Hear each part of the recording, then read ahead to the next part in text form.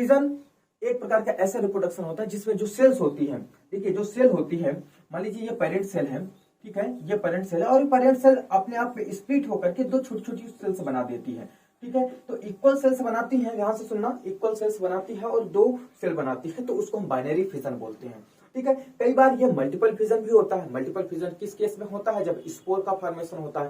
तो देखिए जब हम बात करते हैं मोनेरा में, तो मोनेरा के जितने भी, मोनेरा के अंदर सब बैक्टीरिया आते हैं, जितने भी बैक्टीरिया होते हैं सब फिजन शो करते हैं, पूरे एक साथ फिजन शो करते हैं, ठीक है। बट उसी में से कुछ ऐसे होते हैं जो स्पोर फॉर्मेशन करते हैं। कब स्पोर फॉर्मेशन करते हैं? देखिए जब फेवरेबल कंडीशन होती है तब तो फिजन के द्वारा रिप्रोडक्शन कर लेते हैं, बाइनरी फिजन कर लेते हैं, मल्टीपल फिजन कर लेते हैं। वहीं पे जब हम बात करते हैं कि अनफेवरेबल कंडीशन होगी, तो अनफेवरेबल कंडीशन में क्या करते हैं? ये स्पोर्स बनाते हैं। क्या करते हैं? स्पोर्स बनाते हैं। अब जय हिंद, आप सभी का स्वागत है। आज हम पढ़ेंगे रिप्रोडक्शन इन ऑर्गेनिज्म का पार्ट नंबर 2। इस वीडियो में डिस्कस करेंगे असेक्सुअल रिप्रोडक्शन के बारे में, फिर उसके बाद mode of asexual reproduction. Next mode of asexual reproduction में कई प्रकार के मोड होते हैं, उन मोड्स में हम पढ़ेंगे। सबसे पहले फिजन के बारे में, टाइप्स ऑफ फिजन पढ़ेंगे। फिर उसके बाद नेक्स्ट टॉपिक आता है फ्रेगमेंटेशन। फ्रेगमेंटेशन के बारे में डिस्कस करेंगे। बट फ्रेगमेंटेशन से लेकर के और आगे तक के जितने भी टॉपिक है, जैसे फ्रेगमेंटेशन हो गया, रीजनरेशन हो गया, बर्डिंग हो गया, स्पोर फॉर्मेशन हो गया, इनको एक साथ मिला करके नेक्स्ट वीडियो में डिस्कस करेंगे। आज हम क्या पढ़ेंगे? बोले असेक्सुअल रिप्रोडक्शन, उसकी कैरेक्टरिस्टिक्स, इन सब चीजों को डिस्कस करते हुए आगे बढ़ेंगे। तो चलिए बने रहिए मेरे वीडियो में। बात करते हैं असेक्सुअल रिप्रोडक्शन की। ओके, देखिए जब हम बात करते हैं असेक्सुअल रिप्रोडक्शन की, तो इसके बारे में हम इसके पहले वाले वीडियो में क्या किया था, इन दोनों के बीच में बहुत अच्छे तरीके से हमने डिफ्रेंशिएट किया था, दोनों के बीच में डिफरेंस फाइंड आउट किए थे, कौन कौन से डिफरेंसेस होते हैं। यदि आप उस वीडियो को नहीं देखे हैं तो आपसे एक रिक्वेस्ट है कि आप उस वीडियो को भी देखिए, तो आपका एक सीक्वेंस बनेगा, हर चीजें आपको लाइन वाइज लाइन समझ में आना चालू हो जाएंगी। फिर आप आगे आने वाले वीडियो को लगातार इस तरीके से देखते जाइएगा। तो चलिए बात करते हैं। देखिए असेक्सुअल रिप्रोडक्शन क्या होता है? बोले एक इस प्रकार का रिप्रोडक्शन होता है जिसमें सिंगल पेरेंट इन्वॉल्व होता है, विद फॉर्मेशन ऑफ गैमीट और विदाउट फॉर्मेशन ऑफ गैमीट। दोनों तरीके हो सकता है, या तो गैमीट बनेगा भी अथवा गैमीट नहीं भी बन सकता है, ठीक है। But there is no any fertilisation, कोई प्रकार का उसमें फर्टिलाइजेशन नहीं देखा जाता है। ओके, ठीक है। आप इसकी परिभाषा लिख लीजिए। When the offspring is produced by single organism या parents with or without involvement of gamete formation, the reproduction is called asexual reproduction, ठीक है। मेन है इसकी कैरेक्टरिस्टिक्स, डेफिनेशन अपने काम की नहीं है ज्यादा, ठीक है। मेन आपको क्या याद रखिए कि इसकी कैरेक्टरिस्टिक्स कौन कौन सा? बोले first, no fusion of gametes, gamete का फ्यूजन नहीं होगा, ठीक है। नेक्स्ट पॉइंट है सिंपल प्रोसेस होती है। सब डिफरेंसेस मैं पहले बता चुका हूँ, फिर से यहाँ पे मेंशन कर दिया ताकि आप अगर यहाँ से भी कोई बंदा है जो पढ़ रहा है, देख रहा है, तो उसको भी चीजें थोड़ा सा मेंशन हो जाए, समझ में आ जाए चीजें। ओके, आगे बात करते हैं, ठीक है। Offsprings produced by single parent, है ना, सिंगल पेरेंट के द्वारा होता है, सिंपल प्रोसेस होती है, गैमेट का फॉर्मेशन होता है बट उसका फर्टिलाइजेशन नहीं होता। Offsprings produce are genetically and morphologically similar होते हैं, इसीलिए इनको हम क्या बोलते हैं? क्लोन बोलते हैं। ये क्या कहलाते हैं? क्लोन कहलाते हैं। तो ये जो ऑफस्प्रिंग्स प्रोड्यूस होते हैं वो आपस में भी एक दूसरे से सिमिलर होते हैं और साथ में अपने पेरेंट्स से भी सिमिलर होते हैं। जैसे एक छोटा सा एग्जांपल लेते हैं अमीबा का। अमीबा में क्या होता है? जैसे इस प्रकार से एक अमीबा है, मान लीजिए ये अमीबा है, जब ये क्या करता है? फिजन करता है। फिजन करने के बाद इस तरीके से दो छोटी छोटी अमीबी प्रोड्यूस करता है।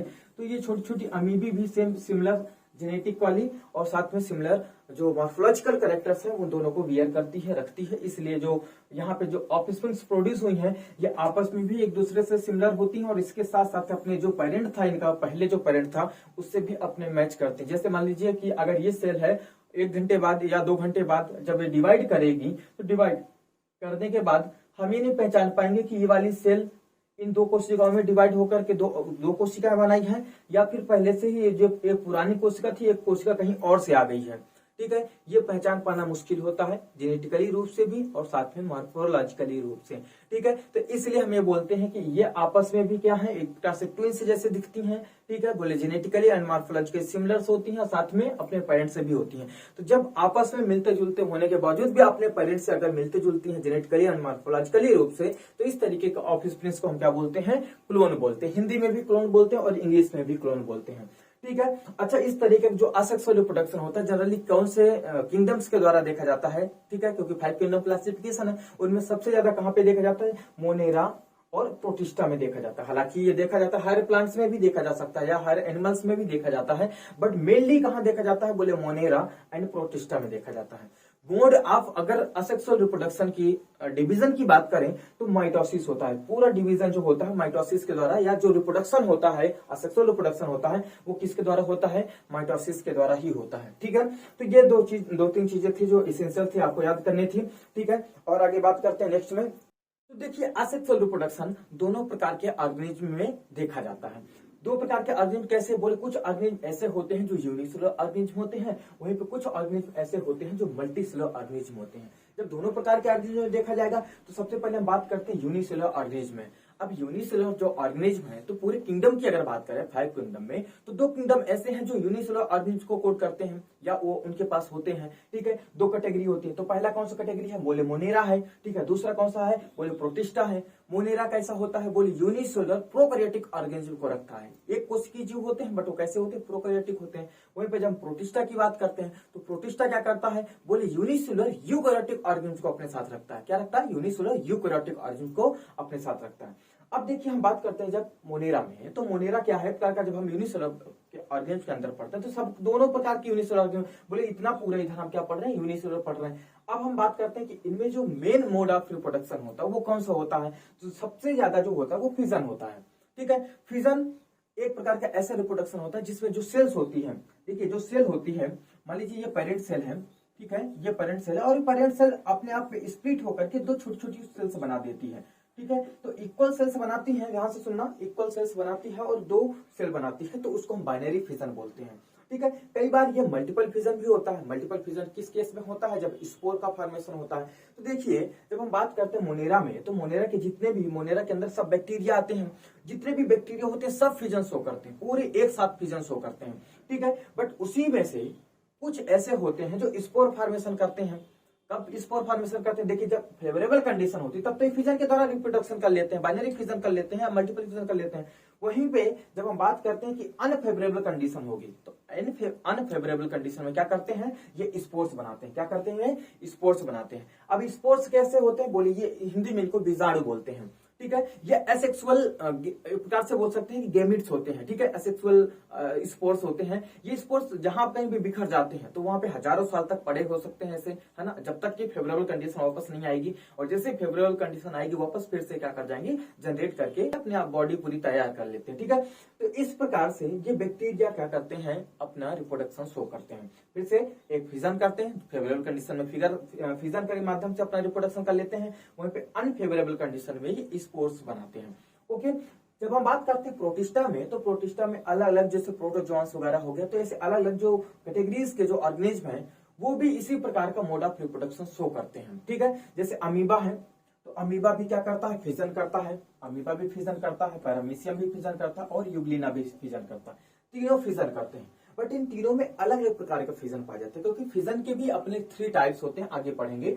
जैसे अमीबा में क्या होता है, इरेगुलर या सिंपल टाइप का फिजन होता है। वहीं पे पैरामीशियम की बात करें तो ट्रांसवर्स और ऑब्लिक फिजन होता है। यूग्लिना की बात करें तो यहाँ पे लॉन्गिट्यूडिनल फिजन होता है। तो ये भी क्या करते हैं, फिजन शो करते हैं। वहीं पे जब अमीबा की बात करते हैं, जब अनफेवरेबल कंडीशन होती है, तो अनफेवरेबल कंडीशन में ये भी स्पोर्स बनाता है। क्या बनाता है बेटा, स्पोर्स बनाता है, ये भी स्पोर्स बनाता है, जिसको हम स्पोरुलेशन के नाम से पढ़ेंगे, आगे पढ़ेंगे। ठीक है, यहाँ पे अभी पूरा डिटेल में नहीं जा रहा हूँ। ठीक है, क्योंकि इसका सेपरेट टॉपिक है, तो वहां पे मैं इसको अच्छे से समझा दूंगा आपको। ठीक है, तो देखिए ये हो गया अपना यूनिसेलुलर ऑर्गेनिज्म के बारे में हमने पढ़ लिया।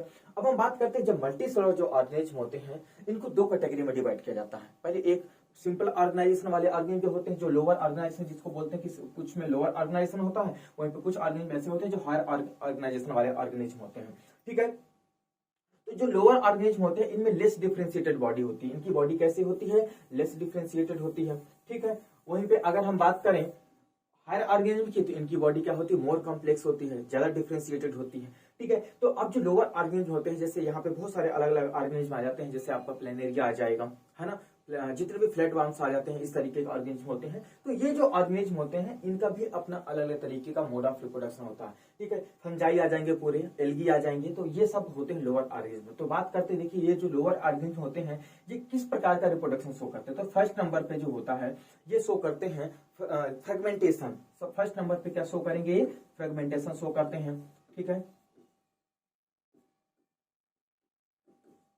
ऐसे जीवों में लोअर ऑर्गेनिज्म में फ्रेगमेंटेशन भी होता है। और अगर बात करें तो क्या होता है, बोले यहाँ पे रीजनरेशन भी होता है, ठीक है, रीजनरेशन भी होता है।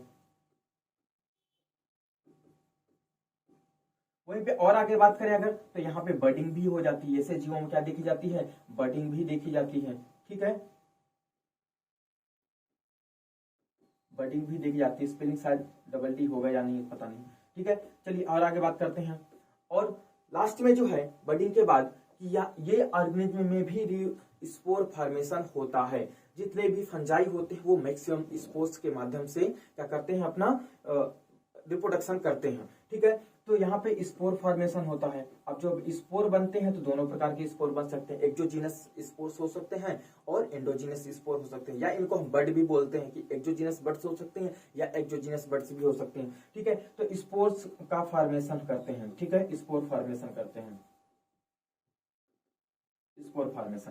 तो ये 3-4 प्रकार से क्या करते हैं, जो लोअर ऑर्गेनिज्म होते हैं ये अपना रिप्रोडक्शन शो करते हैं या करते हैं। वहीं पे अगर हम हायर ऑर्गेनिज्म की बात करें तो हायर ऑर्गेनिज्म जितने भी ऑर्गेनिज्म है, जैसे प्लांट्स हो गया, एनिमल्स हो गए, है ना, ये हायर ऑर्गेनिज्म आते हैं। अब इनमें किस प्रकार का रिप्रोडक्शन देखा जाता है, बोले पहला पॉइंट बात करते हैं, इनमें वेजिटेटिव रिप्रोडक्शन देखा जाता है, ठीक है। क्या देखा जाएगा, वेजिटेटिव रिप्रोडक्शन देखा जाता है।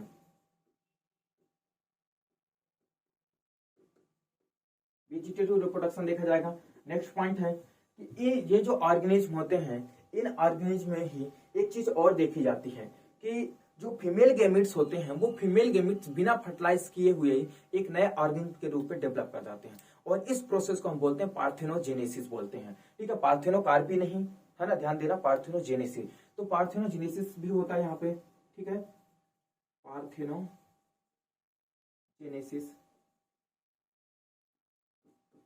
जेनेसिस, ठीक है। तो पार्थेनोजेनेसिस भी यहाँ पे देखी जाती है। तो ये अलग अलग प्रकार के मोड ऑफ रिप्रोडक्शन या ऑर्गेनिज्म शो करते हैं। एक और आता है एपोमिक्सिस आता है, थर्ड नंबर पे क्या आता है, एपोमिक्सिस भी होता है, ठीक है, एपोमिक्सिस भी होता है, एपोमिक्सिस भी होता है। एपोमिक्सिस में क्या होता है, बोले ये एक प्रकार का असेक्सुअल रिप्रोडक्शन होता है जो सेक्सुअल रिप्रोडक्शन की मिमिक्री करता है। होता क्या है, असेक्सुअल रिप्रोडक्शन, बट करता क्या है, बोले सेक्सुअल रिप्रोडक्शन की मिमिक्री करता है। जिसे पाया कहां पे जाता है, बोले आम और जो सिट्रस होता है, ये दोनों क्या शो करते हैं, एपोमिक्सिस शो करते हैं। आम में जैसे बीज बनता है, आप क्या बोलोगे कि उसमें बीज बना मतलब सेक्सुअल रिप्रोडक्शन हुआ होगा, तभी तो जाकर के उसमें से एक एम्ब्रियो बना है, एम्ब्रियो बोले तो उसके अंदर का बीज, ठीक है। तो एक्चुअल में होता नहीं है, वहां पे सेक्सुअल रिप्रोडक्शन होता नहीं, वो क्या है, एक प्रकार का एपोमिक्सिस होता है, ठीक है। तो इसलिए हम बोलते हैं कि एपोमिक्सिस भी क्या होता है, एक प्रकार का असेक्सुअल रिप्रोडक्शन होता है, जो कहां पे देखा जाता है, हायर ऑर्गेनिज्म में देखा जाता है। जब हम वेजिटेटिव रिप्रोडक्शन की बात करेंगे तो यहाँ पे हम डिटेल में जब चाहेंगे तो अलग अलग प्रकार के इसमें तरीके होते हैं, जैसे ट्यूबर के द्वारा होता है, बल्ब के द्वारा होता है, ऑफसेट के द्वारा होता है, ग्राफ्टिंग के द्वारा होता है। तो ढेर अलग अलग तरीके यहाँ पे पढ़ेंगे, वेजिटेटिव रिप्रोडक्शन को डिटेल में पढ़ेंगे।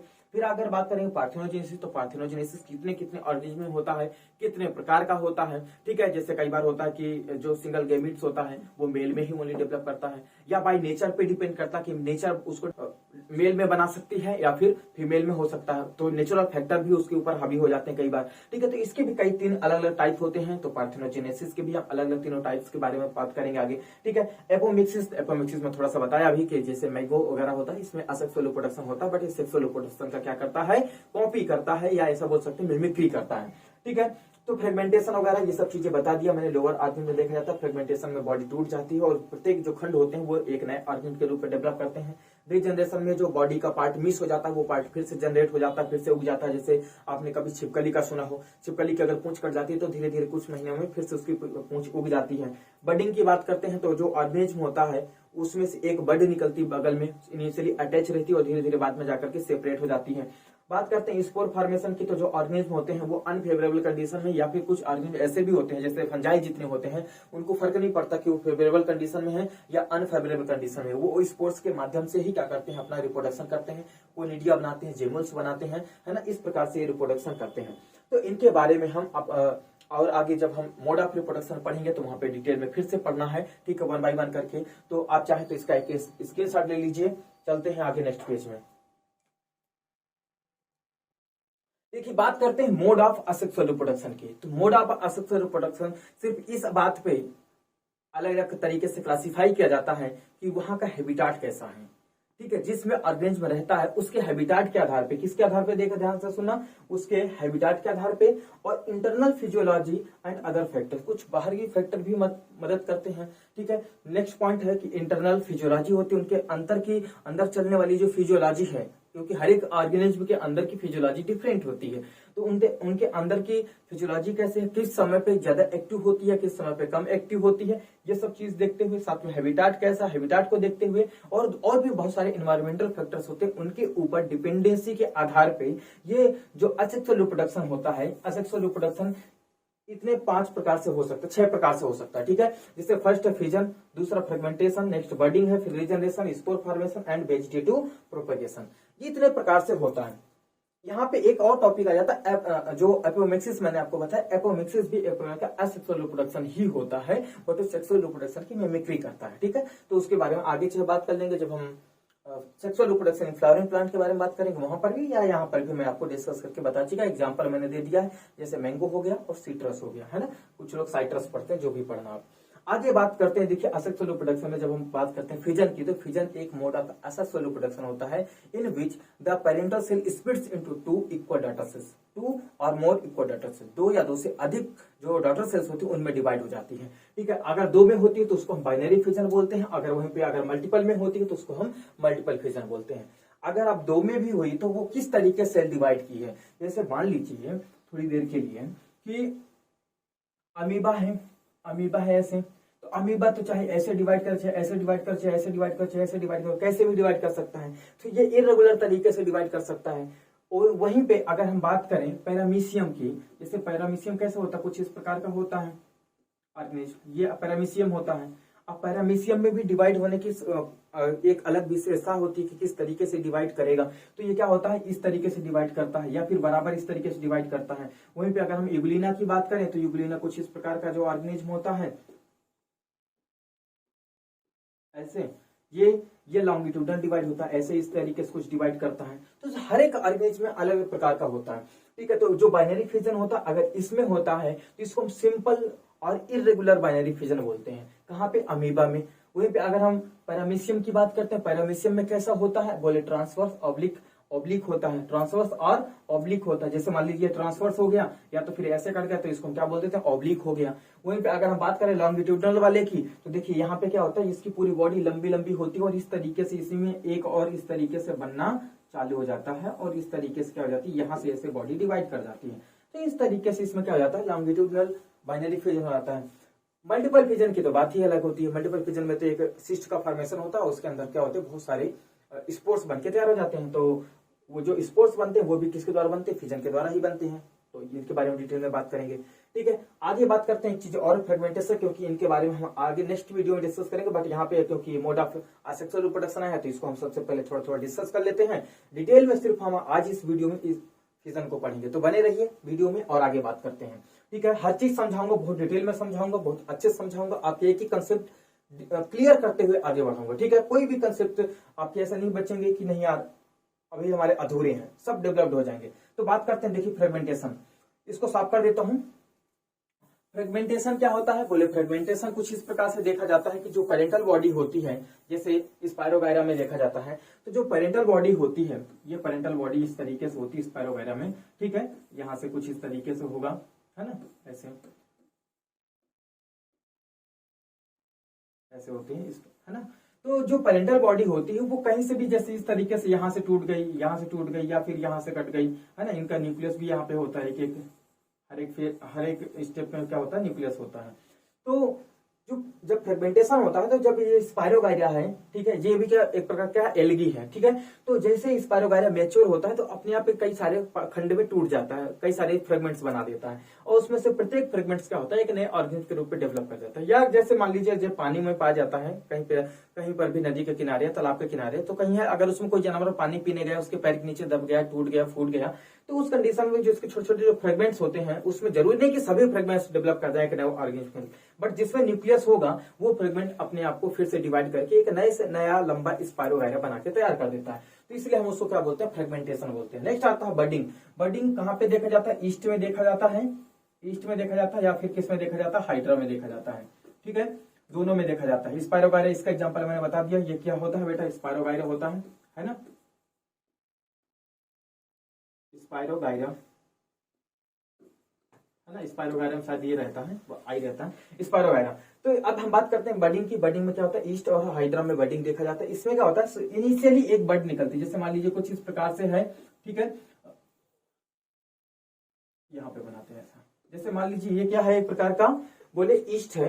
अब ईस्ट में क्या होता है, यहाँ से एक बड निकलती है, क्या निकलती है, एक छोटी सी बड निकलती है ऐसे, फिर ये बड़ी होती जाती, बड़ी होती जाती, बड़ी होती जाती। बट ध्यान देना, इनिशियली क्या होती है, वो अपने पेरेंटल बॉडी से अटैच होती है। तो बडिंग और फिजन में दोनों में यही डिफरेंस है। जैसे यहाँ पे दो सेल बनती हैं, दो सेल डिवाइड होती हैं, तो दोनों अलग हो जाती हैं, दोनों इक्वल होती हैं। जबकि यहाँ पे क्या होता है, दोनों सेल क्या होती है, इनिशियली अटैच होती हैं, और जब अनइक्वल होती है, मतलब डिटैच होती हैं, अलग अलग होती हैं, तो क्या हो जाती है बेटा, अनइक्वल होती है। एक बड़ी सेल पेरेंटल सेल हमेशा बड़ी होगी, और जो दूसरी वाली सेल होती है, जो डॉटर सेल होती है, वो हमेशा छोटी होती है। वहीं पर अगर आप हाइड्रा की बात करें तो उसमें तो एक ब्रांच बनती है, वो तो मल्टीसेलुलर ऑर्गेनिज्म में पहुंच जाता है, ठीक है। तो उसमें एक छोटी सी बड बनती है, जैसे इस तरीके से हाइड्रा होता है, ऐसे ऐसे करके, है ना, ऐसे, और ऐसे हाइड्रा होता है। तो इसमें क्या होता है, यहाँ पे एक छोटी सी इस तरीके से क्या बनती है, एक ब्रांच बनती है, और फिर धीरे धीरे बड़ी होती है, और लास्ट में क्या हो जाता है, डिटैच होकर के एक न्यू सेपरेट ऑर्गेनिज्म के रूप में डेवलप कर जाती है। तो वहां पे बडिंग इस तरीके से देखी जाती है, ठीक है। और आगे चलिए बात करते हैं हम। नेक्स्ट है हमारे पास रीजनरेशन। बोले रीजनरेशन कहाँ देखा जाता है, बोले रीजनरेशन जो देखा जाता है वो प्लेनेरिया में देखा जाता है, ठीक है। पहले बनाते हैं प्लेनेरिया। देखिए इस तरीके से क्या होता है, एक प्लेनेरिया होता है, ये प्लेनेरिया है, ठीक है। यहाँ पे इसकी स्पॉट्स होते हैं, बट आंखें जैसा दिखता है, वो ब्लैक स्पॉट्स होते हैं, आंखें जैसा होता है, ठीक है। उसमें ऑप्टिक नर्व्स होती हैं, हालांकि जहां से वो विजन करता है या देखता है, बाकी उसकी एक्चुअल आंखें नहीं होती हैं, ठीक है। तो इसमें क्या होता है, जब हम बात करते हैं रीजनरेशन की, तो अगर इसकी बॉडी कहीं पर भी इस तरीके से ब्रेक डाउन हो गई, ठीक है, अगर इसकी बॉडी कहीं से भी ऐसे ब्रेक डाउन हो जाती है, तो इसके जो प्रत्येक पार्ट होते हैं, ये प्रत्येक पार्ट में क्षमता होती है कि आगे चल के ये नया पार्ट अपना डेवलप करे। जैसे मान लीजिए ये वाला पार्ट है बीच का, ये वाला पार्ट है, तो ये कुछ इस तरीके से जो अपना मिसिंग पार्ट है, उस मिसिंग पार्ट को क्या करेगा, डेवलप करने में ये सक्षम होता है, ठीक है। ऐसे डेवलप कर लेगा। जैसे ऊपर वाला है, तो मान लीजिए ये वाला पार्ट है इस तरीके से, है ना, ऐसे, तो ये इतना है, बाकी इसके नीचे का पार्ट क्या मिसिंग है, तो ये क्या करेगा, धीरे धीरे इस तरीके से क्या कर लेगा, उसको डेवलप कर लेगा। तो इस तरीके से जरूरी यहाँ पर भी एक ध्यान देना कि यहाँ पे जरूरी नहीं कि सभी पार्ट एक नए ऑर्गेनिज्म के रूप में डेवलप कर जाए, बट हाँ जो मेजॉरिटी के जो बड़े पार्ट होते हैं, वो अपने छोटा वाला जो अंग होता है, वो उसको रीजनरेट कर लेते हैं। अच्छा, रीजनरेशन और कहाँ पे देखा जाता है, बोले हमारी ह्यूमन बींग के लीवर में देखा जाता है। लीवर का मैक्सिमम अगर पार्ट हमारा मतलब एक तिहाई पार्ट अगर कट के अलग हो जाता, तो भी इसको रीजनरेट होने की क्षमता होती है। वहीं पे अगर हम बात करें किसकी, जो छिपकली होती है, लिजार्ड होती है, तो उसकी पूंछ में भी रीजनरेशन देखा जाता है। उसकी पूंछ देखो कट जाती है तो रीजनरेट कर लेती है। अब छिपकली की अलग ही कहानी है। जैसे जब भी उसको खतरा महसूस होता है, तो अपने भागने के लिए, अपनी बॉडी का वेट कम करने के लिए, वो अपने उसके अंदर मैकेनिज्म होती है कि जोर से अगर पटक देगी या जैसे भी करके वो अपनी पूंछ को कट करके गिरा देती है, जिससे उसकी बॉडी हल्की होती है और बहुत तेज साथ भाग जाती है। छिपने में भी मदद होती है उससे, और उसको भागने में भी मदद होती है। तो इसलिए वो खुद से गिरा देती है, अपनी पूंछ कट कर देती है, क्योंकि उसको पता कि आगे चल के फिर से क्या हो जाएगी, हमारी बॉडी रीजनरेट हो जाएगी, बॉडी में टेल रीजनरेट हो जाएगी अगर हमारी जान रही तो जान बचाने के लिए पूंछ को उसको त्याग करना उसका आम बात है। तो वो इस तरीके से काम करती है, ठीक है। तो रीजनरेशन कहां पे देखा जाता है, बोले हमने यहाँ पे बता दिया है, ठीक है। और आगे बात करते हैं। अब हम बात करते हैं स्पोर फॉर्मेशन की। स्पोर फॉर्मेशन में बेटा 3 प्रकार के स्पोर फॉर्मेशन हो सकते हैं। देखो, कुछ जू स्पोर्स होते हैं, कुछ कोनिडिया बनाते हैं, और कुछ जेम्यूल्स बनाते हैं।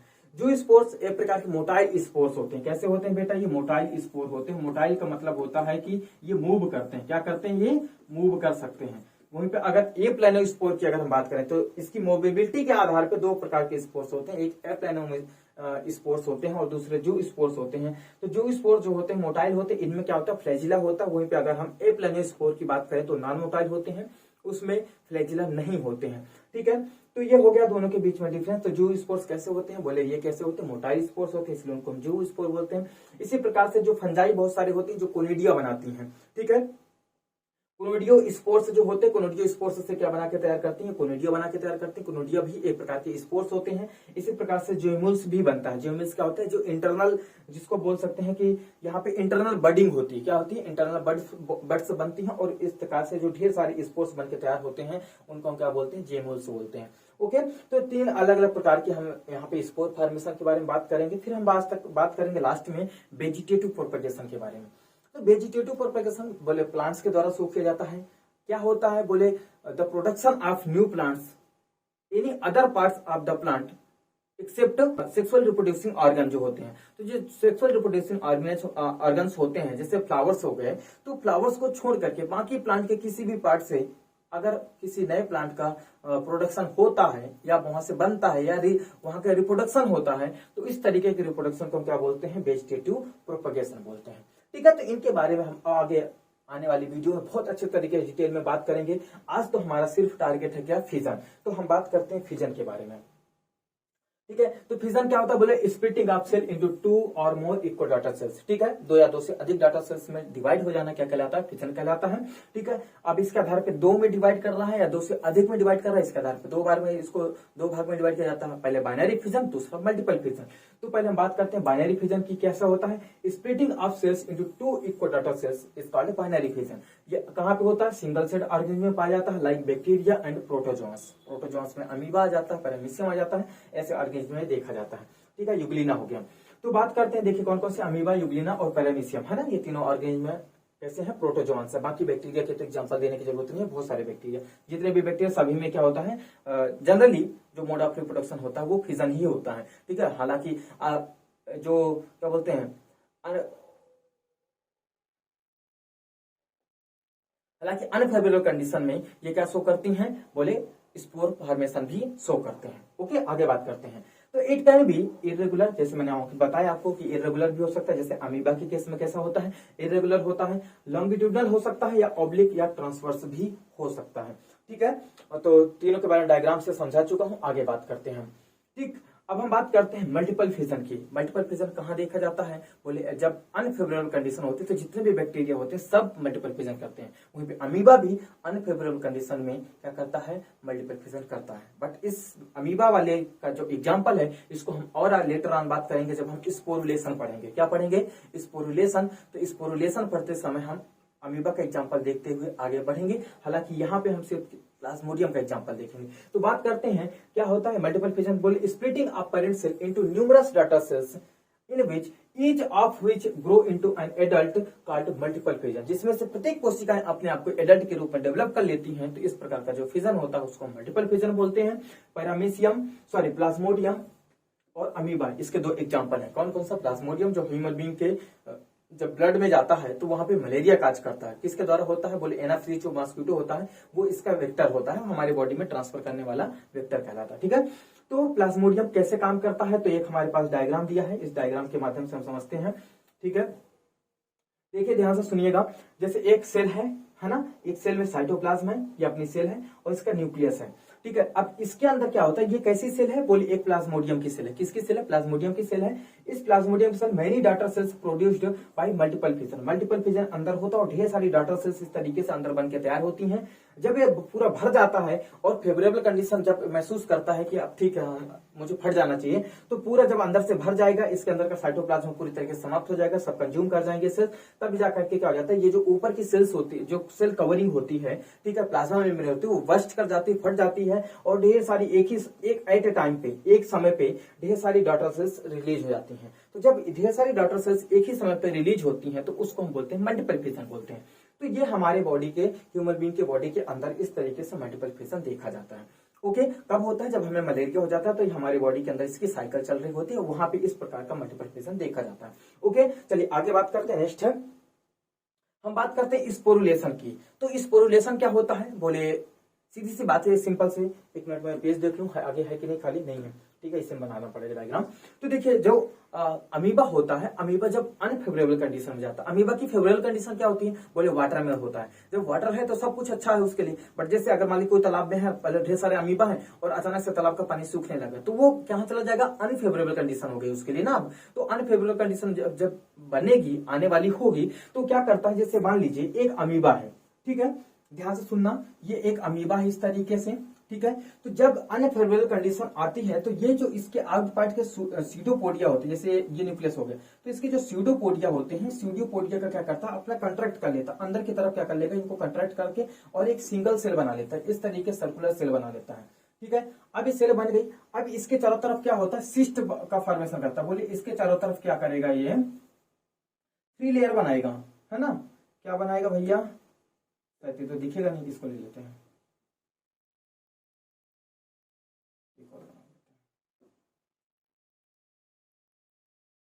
इस तरीके से 3 लेयर स्ट्रक्चर बनाएगा। ठीक है। जैसे 3 लेयर स्ट्रक्चर जब बन जाएगा तो अब इसके अंदर क्या करेगा, वो अपने ढेर सारी फ्यूजन करेगा। क्या करेगा, बोले स्पोर फॉर्मेशन करवाएगा। तो नेक्स्ट स्टेप में क्या करेगा, अब इसी के अंदर ये जो सेल है इसके अंदर क्या करेगी, ढेर सारी स्पोर्स बन के तैयार होंगे। ठीक है। तो 3 लेयर बन के तैयार हो गई थी। अब यहाँ पे एक ही पेन से बना देता हूँ, आप ध्यान देना। ठीक है। ये जैसे 3 लेयर की क्या हो गई, कवरिंग हो गई। ठीक है। अब इस कवरिंग के अंदर क्या करेगा, ढेर सारा इस तरीके से ये सेल्स बना के तैयार कर देगा। बहुत सारी सेल्स होंगी, इनके सबके अंदर न्यूक्लियस होगा। सेल छोटी है तो हो सकता है आपको न्यूक्लियस विजिबल ना हो, कुछ सेल्स मैं बड़ी बना देता हूँ ताकि आपको लगे कि हाँ न्यूक्लियस है।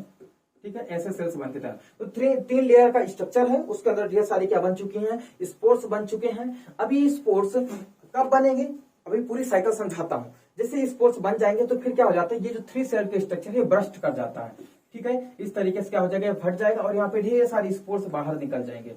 ठीक है। अब ये कौन से स्टेप को क्या बोलते हैं मैं सब समझा रहा हूं आपको। ठीक है। बस अभी आप दिमाग में क्या लगाना, देखिए एक अमीबा होता है। अमीबा जैसे अनफेवरेबल कंडीशन में मूव करता है तो क्या करता है, अपने स्यूडोपोडिया को कंस्ट्रिक्ट कर लेता, बोले छोटे कर लेता, सिकोड़ लेता। सिकोड़ने के बाद क्या होता है, सर्कुलर सेल बनाता है। ये सेल होती है, ये 3 लेयर की मेम्ब्रेन से ढकी होती है। सॉरी, इसमें एक मेम्ब्रेन कम हो रही लगता है। ठीक है। एक मेम्ब्रेन और बनाते हैं, रेड्स बनाते हैं ये। ठीक है। ये ऊपर की तीनों मेम्ब्रेन है ना, ध्यान देना, ये ऊपर की तीनों मेम्ब्रेन है और अंदर उसकी सेल है। ओके। तो चलिए आगे बात करते हैं। तो देखिए 3 मेम्ब्रेन से ढक गया अपने आप को। ठीक है। ढक लिया अच्छे से। अब ये पड़ा रहेगा चुपचाप से। ठीक है। तो ये 3 लेयर की जो मेम्ब्रेन है जब ये बन जाती है तो इसको बोलते हैं हम सिस्ट बोलते हैं। क्या बोलते हैं, इसको हम सिस्ट बोलते हैं। ठीक है। और इसके बनने की जो प्रोसेस होती है वो इंसिस्टमेंट कहलाती है। क्या कहलाती है, इंसिस्टमेंट या फिर इंसिस्टेशन भी कहलाती है। क्या कहलाते हैं इसको, और हम क्या बोलते हैं, इंसिस्टेशन। इंसिस्टेशन के नाम से जानते हैं। जिसमें क्या होती है, 3 लेयर बन जाती है। क्या बन जाती है, 3 लेयर बन के तैयार होती है। ओके। 3 लेयर स्ट्रक्चर से कवर्ड हो जाता है। ओके। अब यहाँ पे क्या था, स्यूडोपोडिया था। स्यूडोपोडिया को कंस्टिट्यूट कर लिया। क्या है ये, अमीबा है। ये याद रखना, क्या है ये, अमीबा है। अमीबा है भैया। अमीबा कंस्ट्रिक्ट किया, 3 लेयर स्ट्रक्चर बनाया, जिसको हमने क्या बोला, स्ट्रक्चर को सिस्ट बोला। उस प्रोसेस को, बनने की प्रोसेस को हमने क्या बोला, इंसिस्टमेंट या फिर इंसिस्टेशन बोला। ओके। जब इसके अंदर स्पोर्स बन जाती है तो अब यहाँ पे क्या होता है, स्पोर फॉर्मेशन होता है। क्या बनते हैं यहाँ पे, स्पोर्स बनते हैं। तो स्पोर फॉर्मेशन होता है, स्पोर फॉर्मेशन। इसके अंदर क्या होगा, ढेर सारे स्पोर्स बन के तैयार होते हैं। तो क्या होगा बेटा, उसके अंदर स्पोर फॉर्मेशन होगा। स्पोर फॉर्मेशन के बाद जैसे ही फिर से अनफेवरेबल कंडीशन आए, सॉरी फेवरेबल कंडीशन आएगी तो बस्ट कर जाएगा। तो ध्यान से सुनना, अनफेवरेबल कंडीशन में इसने सब ये कर लिया है और अनफेवरेबल कंडीशन में तब तक ये पड़ा रहेगा इसी स्टेज में जब तक कि दोबारा फेवरेबल कंडीशन नहीं आ जाती है। पर जैसे ही पानी बरसात हुई, फिर से फेवरेबल कंडीशन आई, तो अब इसी सिस्ट के अंदर, अभी सिस्ट फटी नहीं, फेवरेबल कंडीशन आ गई पर फटी नहीं। जैसे फेवरेबल कंडीशन आई तो अब इसके अंदर वो क्या करेगा, स्पोर फॉर्मेशन चालू करेगा। स्पोर ढेर सारे बनाएगा और फेवरेबल कंडीशन दोबारा आने पर बाद बनाएगा। ध्यान से सुनना, दोबारा फिर से जब फेवरेबल कंडीशन आती है तब इसी स्ट्रक्चर के अंदर वो क्या करता है, इतने सारे स्पोर बनाता है। जब अनफेवरेबल कंडीशन रहती है तो अनफेवरेबल कंडीशन के दौरान कभी स्पोर्स नहीं बनाता है। जैसे अनफेवरेबल कंडीशन ओवर होती, फिर से फेवरेबल कंडीशन आती है, तभी क्या करता है, अपने अंदर ढेर सारे स्पोर्स बनाता है और स्पोर बनाने के बाद फिर जाकर के बस्ट कर जाता है। बस्ट करने पे फट जाता है और फटने के बाद पूरे स्पोर्स रिलीज कर देता है, जो भी इन्वायरमेंट है। ठीक है। वाटर बॉडी होती है, वाटर में पूरे स्पोर्स रिलीज कर देगा। तो इस प्रकार से स्पोर जब बाहर रिलीज होते हैं तो उस प्रोसेस को हम क्या बोलते हैं, स्पोरुलेशन बोलते हैं। क्या बोलते हैं, स्पोरुलेशन बोलते हैं। ओके। तो आशा करता हूं अब तुम्हें ये चीजें अच्छे से समझ में आई होंगी। तो देखिए ध्यान से सुनिएगा, अमीबा है, इसमें क्या हुआ, इंसिस्टमेंट हुआ और सिस्ट का फॉर्मेशन हुआ। उसके अंदर क्या, फिर स्पोर फॉर्मेशन हुआ। कब हुआ, जब फिर से दोबारा फेवरेबल कंडीशन वापस आ गई तब। अब फिर क्योंकि फेवरेबल कंडीशन अब तो आ गई है, तो जैसे इसके अंदर ढेर सारे स्पोर्स बनेंगे तो अंदर से प्रसार पड़ेगा और ये क्या हो जाती है, पूरी तरीके से जो जो 3 लेयर्ड स्ट्रक्चर बना था, जो कठोर एक आवरण बना था जिसको सिस्ट बोला था, वो फट जाएगा और क्या बन जाएगा, पूरी स्पोर्स बाहर रिलीज हो जाएंगे, जिसको हम क्या बोलते हैं, स्पोरुलेशन बोलते हैं। तो ये प्रोसेस होती है किसके द्वारा शो होती है, अमीबा के द्वारा। ये जितनी सारी जो स्पोर्स निकले हैं इनको हम अमीबी बोलते हैं, क्या बोलते हैं, अमीबी बोलते हैं। ठीक है, तो अब इसको लाइन बाय लाइन में पढ़ देता हूं, बाकी सब समझा दिया आगे। ठीक है, तो during unfavourable condition organism like amoeba covers themselves with 3 layered structure hard covering. ठीक है, उसको हम क्या बोलते हैं, सिस्ट बोलते हैं। क्या बोलते हैं इसको, हम सिस्ट बोलते हैं। This is called encystation. उस प्रोसेस को हम क्या बोलते हैं, इंसिस्टेशन बोलते हैं या इंसिस्टमेंट बोलते हैं। नेक्स्ट पॉइंट है on return of favourable condition. जब जो फेवरेबल कंडीशन होता है दोबारा रिटर्न करती है, it divides bye multiple fission. इसके अंदर क्या होता है, मल्टीपल फिजन होता है। ठीक है, within the cyst and produce many amoebae. और इसके अंदर क्या होता है, ढेर सारे अमीबी प्रोड्यूस करता है। ओके, नेक्स्ट पॉइंट आता है the cyst bast and spores develops into adults. क्या हो जाएगा, जो स्पोर्स हैं वो अपने आप को एडल्ट्स के रूप में डेवलप कर लेंगे। This process is called sporulation. और इस प्रोसेस को हम क्या बोलते हैं, स्पोरुलेशन बोलते हैं। तो यहां तक हमने कंप्लीट किया, आगे हम फ्रेगमेंटेशन नेक्स्ट वीडियो में डिस्कस करेंगे। आशा करता हूं आपको ये मेरा वीडियो बहुत अच्छे से पसंद आया होगा। ठीक है, समझ आया होगा।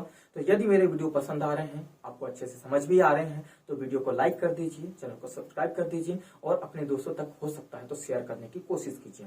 Okay, thank you, bye.